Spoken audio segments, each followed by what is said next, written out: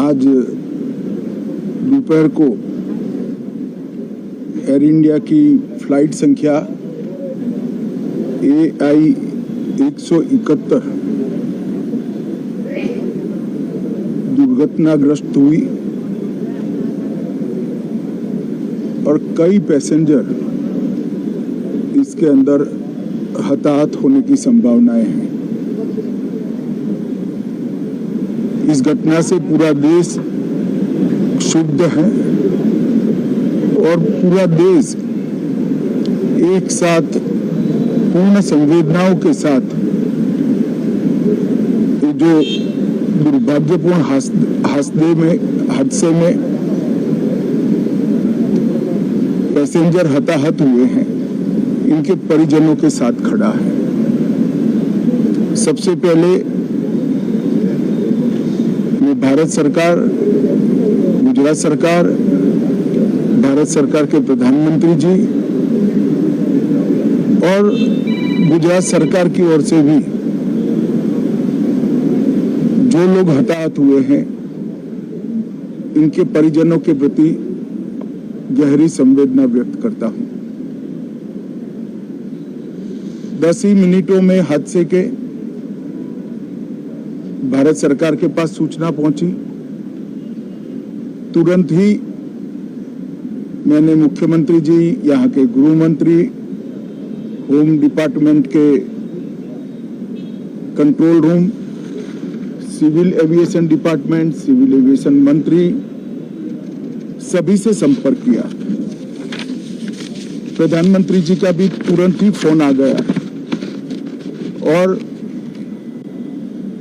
भारत सरकार और गुजरात सरकार के सभी डिपार्टमेंट एक साथ होकर राहत और बचाव कार्य में लगे। इस विमान में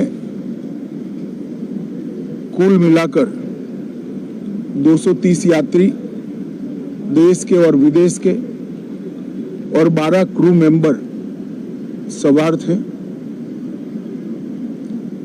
इसमें से एक यात्री का बचने का अच्छा समाचार मिला है, मैं उनको मिलकर आया हूं। मृत्यु का आंकड़ा तो DNA परीक्षण और यात्रियों की पहचान के बाद ही अथॉरिटी अधिकृत रूप से घोषित करेगी,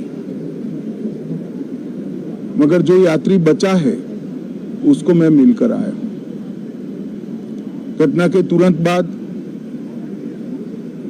गुजरात सरकार ने बहुत त्वरा से डिजास्टर मैनेजमेंट की सारी इकाइयों को अलर्ट करते हुए, चाहे हेल्थ डिपार्टमेंट हो, चाहे फायर ब्रिगेड हो, चाहे पुलिस विभाग हो, भारत सरकार की भी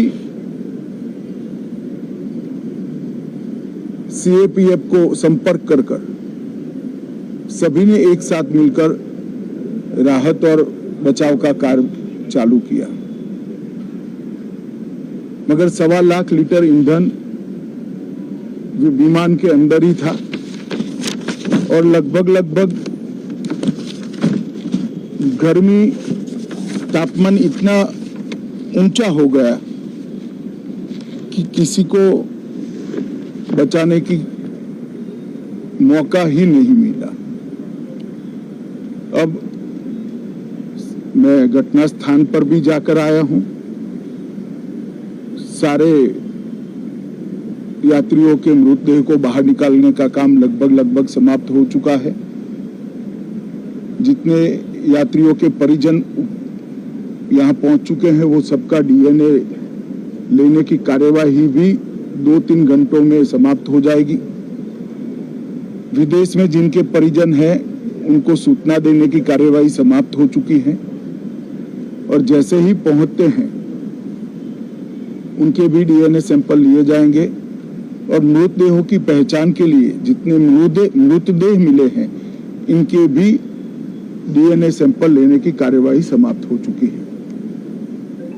गुजरात में ही लगभग 1000 के आसपास DNA टेस्ट करने पड़ेंगे। ये सभी टेस्ट करने की क्षमता गुजरात में विकसित है तो डीएनए टेस्टिंग के लिए कहीं गुजरात के बाहर जाने की जरूरत नहीं पड़ेगी। गुजरात की एफएसएल और नेशनल फॉरेंसिक साइंस यूनिवर्सिटी दोनों मिलकर कम से कम समय में डीएनए का परीक्षण पूरा करने के बाद परिवारजनों को अपना मृतदेह परिजन का मृतदेह सौंपने का काम करेंगे।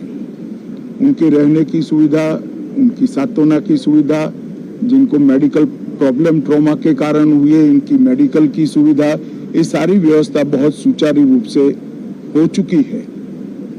अभी रिव्यू मीटिंग में सारी व्यवस्थाओं को हम सब मंत्रियों ने साथ में मिलकर देखा है। एविएशन डिपार्टमेंट ने अपनी जांच शुरू कर दी है और जांच तेजी से आगे बढ़े इसके लिए भी एविएशन मंत्री जी ने सूचनाएं दी है। मैं फिर से एक बार राहत काम में जिन जिन एजेंसियों ने त्वरा के साथ बचाव और राहत का काम किया वो सभी का धन्यवाद करना चाहता हूं और फिर से एक बार जिन्होंने अपने परिजनों को गंवाया है, हताहत हुए हैं, वो सभी को मनपूर्वक संवेदनाएं व्यक्त करता हूं। मैं एक बात जरूर कहना चाहता हूं कि ये एक्सीडेंट है, एक्सीडेंट को कोई रोक नहीं सकता,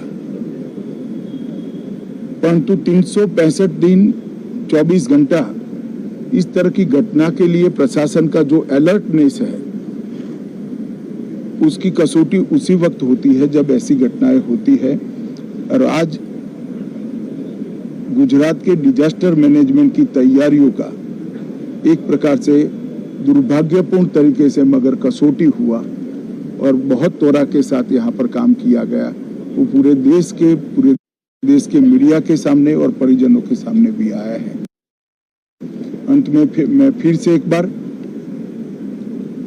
सम्माननीय प्रधानमंत्री नरेंद्र मोदी जी की ओर से, भारत सरकार और गुजरात सरकार की ओर से सभी हताहत लोगों के परिजनों के प्रति गहरी संवेदना व्यक्त करता हूं।